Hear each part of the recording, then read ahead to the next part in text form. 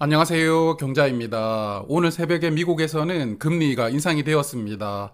다들 예상하시는 것처럼 25bp가 인상이 되었는데요. 그래서 미국 기준금리는 이제 5%로 올라왔는데요. FOMC 내용을 간단하게 요약을 해보겠습니다. 이번 달은 3월이었죠. 점도표가 공개되는 달이었는데요. 연준 위원이 총 18명이 있습니다. 이 18명 중에서 10명은 23년도 적정금리로 5.25%를 선택을 했고요. 오늘 금리가 인상되면서 5%가 되었으니까 이제 올해는 금리 인상이 25bp 정도 한 번 더 남았다고 예상을 해볼 수가 있습니다. 그리고 여기 내년 보시면 연준 위원들이 금리 전망이 큰 폭으로 갈렸는데요. 최대 5.75%부터 최저 3.5%까지 약 2% 정도 범위를 보여주고 있습니다.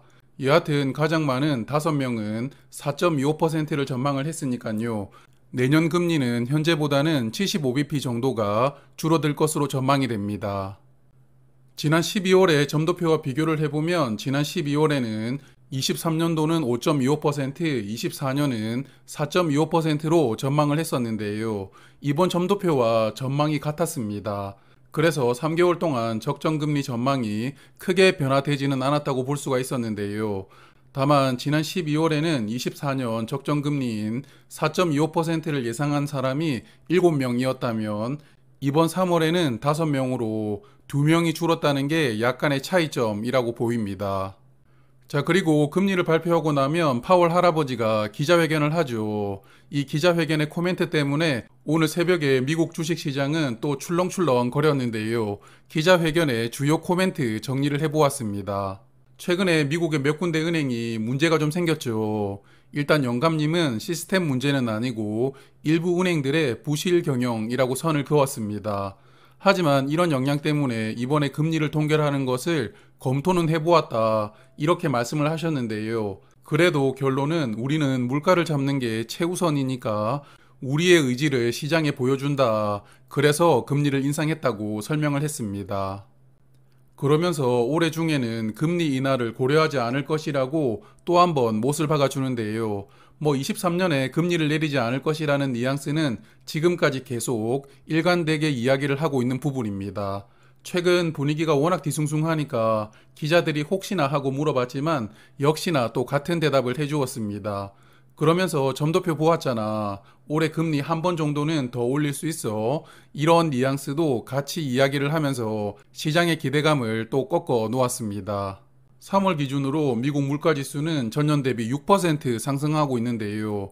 작년 7월이 9.1% 상승이었으니까 약 9개월 기간 동안에 그래도 물가가 3% 정도는 내려왔습니다.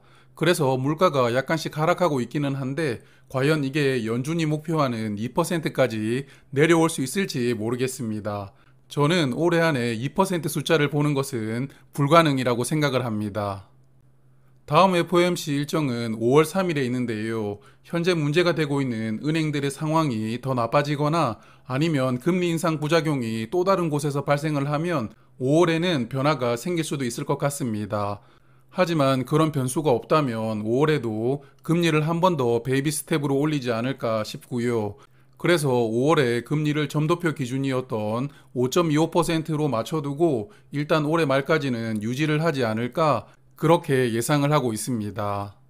간밤에 미국 증시는 금리가 25bp만 올랐다는 것에 상승을 했지만요. 이후에 할아버지 기자회견을 듣고 실망한 사람들이 많이 나왔는데요.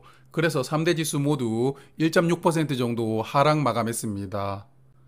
그리고 채권 시장으로 머니무브는 여전히 이어지고 있는데요. 국채 수익률이 4에서 5% 정도 하락했습니다. 특히 2년물은 다시 4% 아래로 내려왔는데요. 안전자산 인기가 최근에는 계속 이어지고 있습니다. 그리고 달러 인덱스 지수는 103을 깨고 내려와서 102.5가 되었는데요. 그래서 오늘 한국 환율도 다시 1200원대로 진입할 수도 있을 것 같은데 미국 금리와 차이가 지금 많이 벌어졌죠. 그래서 달러 인덱스 지수가 환율에 그대로 영향을 줄지는 지켜봐야 되겠습니다.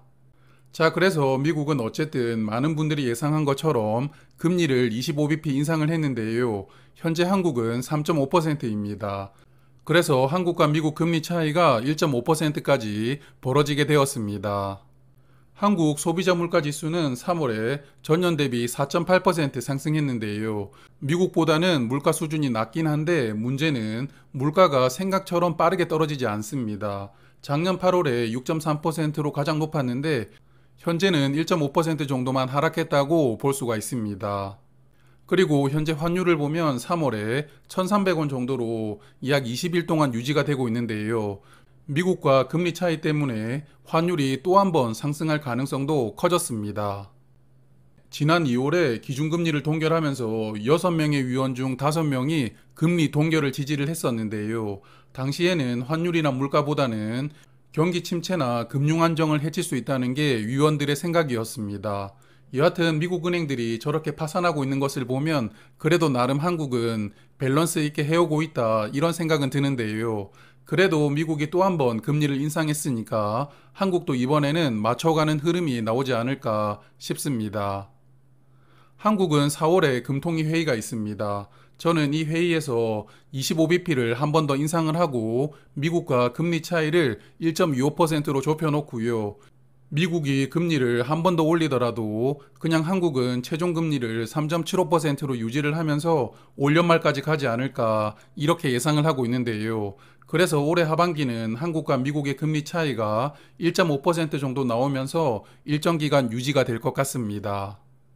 간밤에 미국 시장이 하락했던 것을 보면 최근 은행 시스템 문제로 올해 금리가 인하될 수 있다는 기대감이 주식시장에는 어느 정도는 반영이 되고 있었던 것 같습니다.